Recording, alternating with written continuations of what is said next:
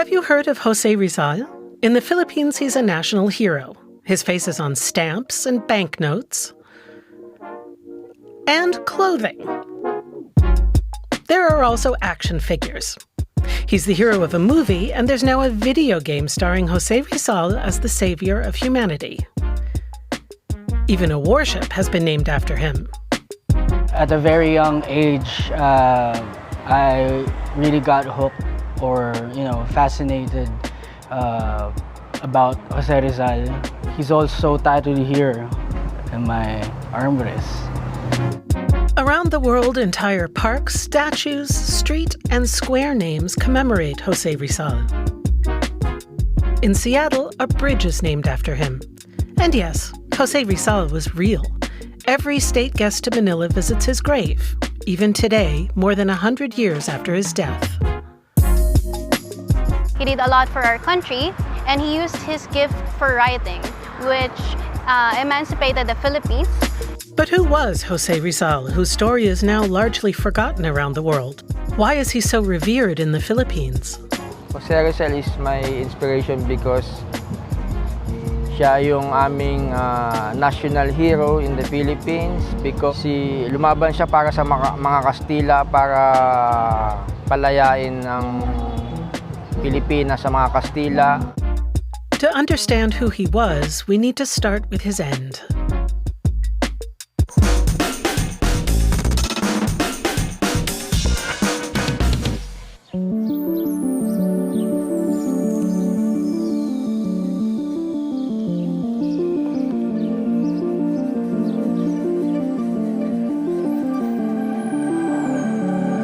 It's 7 o'clock in the morning of December 30th, 1896. The man in the hat is José Rizal, 35 years old. In a few minutes, he will be executed by a Spanish firing squad. There are a lot of videos that depict precisely this scene, the moment José Rizal dies for freedom. Why must he die? Because of his rebellion against the Spanish colonial rulers who had occupied the Philippines for more than 300 years. His death made Rizal a symbol of Philippine struggle for independence. His fate was by no means predestined. Rizal was born as the seventh of 11 children to a wealthy family in Calamba, just 54 kilometers from the capital, Manila. As a child, he showed many talents and great self-confidence. This, according to family legend, which we had confirmed by a direct relative of José Rizal. His great-grandniece lives in Barcelona. I don't know how old he was, but he was still very much, he had not yet gone to Manila to study. And he was forming with clay a sort of a head bust, And they were teasing him. Of course, his older siblings were teasing him, "What are you doing?" And then apparently he replied, "One day, my effigy will be all over the Philippines." No one could have imagined back then that portraits of Rizal would one day be displayed throughout the country. In the National Museum, you can get an idea of how artistically gifted he was. José painted and drew and created sculptures. After his schooling, he studied philosophy and medicine and traveled the world, learning at least 9 languages along the way, including English, German, French, and Japanese. During his studies and work abroad, Rizal also came into contact with critical voices, in particular the Philippine propaganda movement of Filipino students in Spain. Rizal did not actually want independence.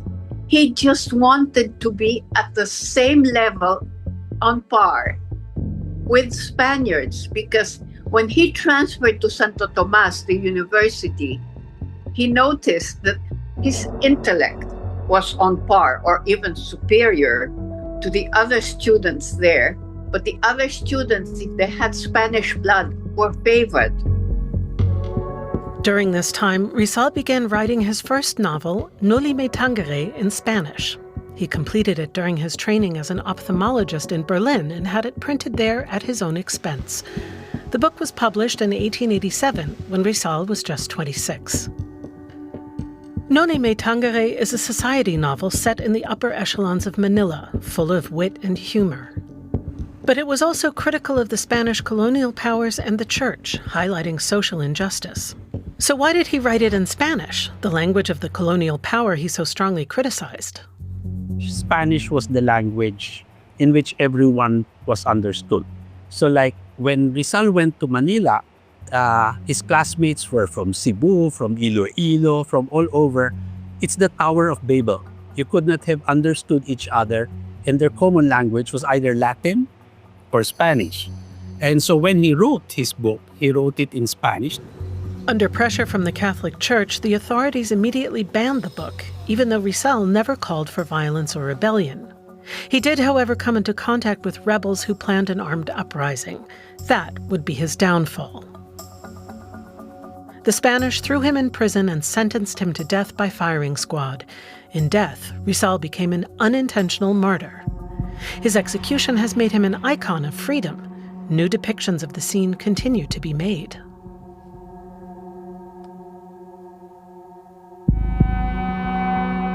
By shooting him, they actually made him more powerful than he actually was.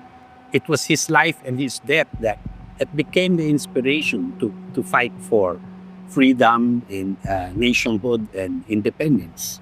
The freedom fighters continued their struggle after Rizal's death, culminating on June 12, 1898, with their Declaration of Independence. That independence was initially short-lived, but we'll come back to that later. Today, the anniversary of Rizal's death is a national holiday, and his novel, Noli Me Tangere, is required reading in schools.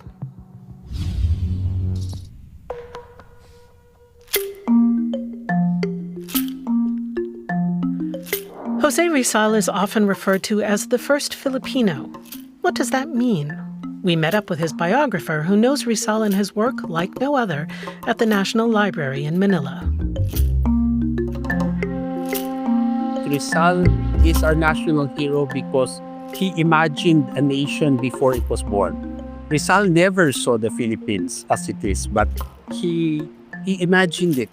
And it is that imagination that fuels and makes us what we are today. Until the 16th century, what is now the territory of the Philippines was a group of more than 7,600 islands on which well over 100 languages were spoken, ruled by tribal leaders and sultans. In 1521, the explorer Ferdinand Magellan was the first European to land on the archipelago in the Western Pacific. The fact that he claimed them for Spain did not sit well with the people there. Magellan paid for his attempt to conquer the island of Mactan with his life. It was not until 44 years later, in 1565, that Spanish colonization officially began. The Philippines actually got their name from the Spanish king Philip II. It's the Spanish that actually gave us the whole idea of what the Philippines is, what Filipinas is.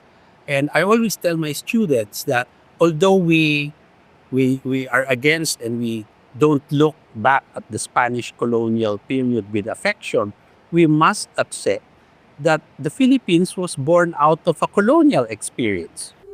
The Spanish conquerors brought something else with them. The Catholic Church came to Southeast Asia. To this day, more than 80% of Filipinos are Catholic. Rizal's criticism of the church hierarchy was a major factor that led to the banning of Noli Me Tangere, a ban that was only lifted at the end of Spanish colonial rule.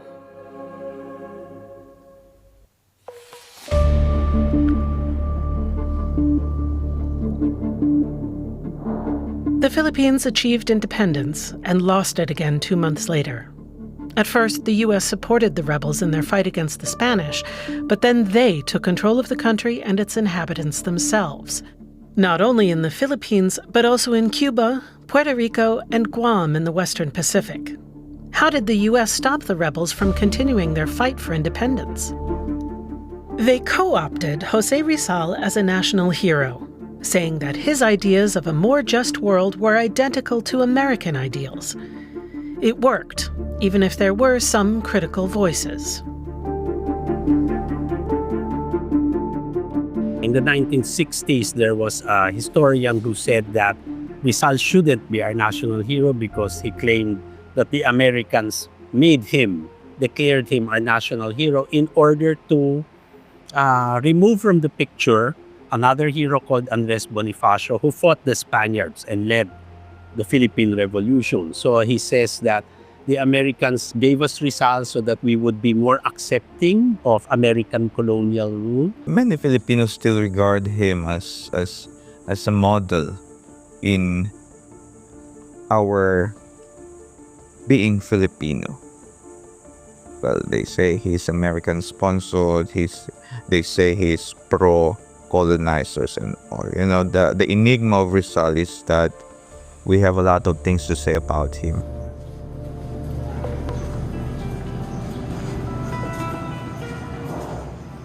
Christian Sendon Condero lives in Bicol, where he runs a bookstore and adjoining gallery. He says that most Filipinos today do not read Rizal in the original Spanish, but in English translation. He's translating Noli Tangere into Bicol, the language of his home region, which is spoken by 2 to 3 million people. So my idea in translating these works to a local language is to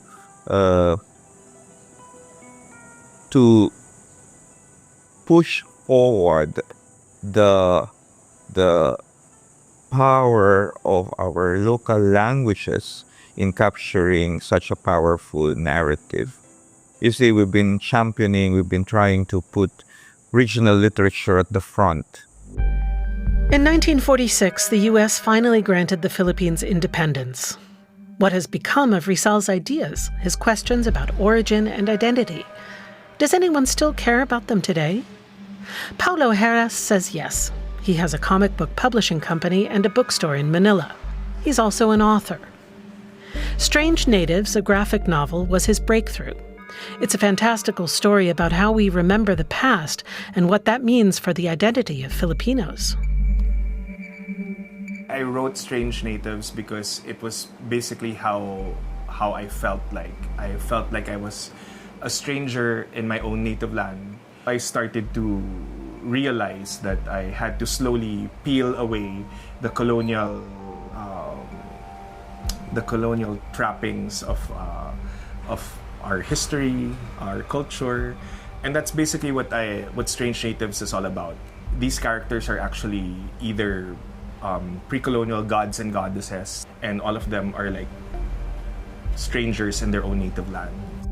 Gracia, the heroine of the book, loses herself in memories. Memories not only of her family, but also of her country's history, the end of Spanish colonial rule and the rise to power of new forces. Strange Natives is a story about the search for identity and about the need to connect the past with the present.